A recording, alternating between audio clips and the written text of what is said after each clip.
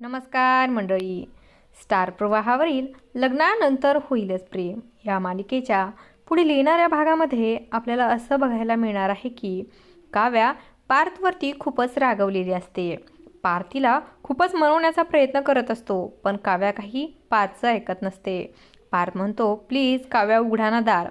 तेव्हा काव्या दार उघडते. तेव्हा तिचं ते रूप पाहून पार्थ पुन्हा नव्याने काव्याच्या प्रेमात पडतो आणि तिच्याकडे पाहतच राहतो. काव्या म्हणते, मी आता बाहेर निघाली आहे.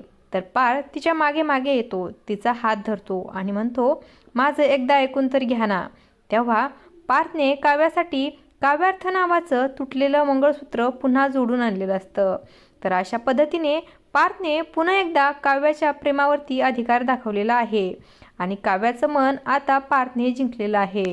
असं काही या भागामध्ये आपल्याला बघायला मिळणार आहे. अशाच मालिकांच्या नवनवीन अपडेट्स पाहण्यासाठी आपल्या चॅनलला सबस्क्राईब करा आणि व्हिडिओ आवडला असेल तर लाईक आणि शेअर करायला विसरू नका.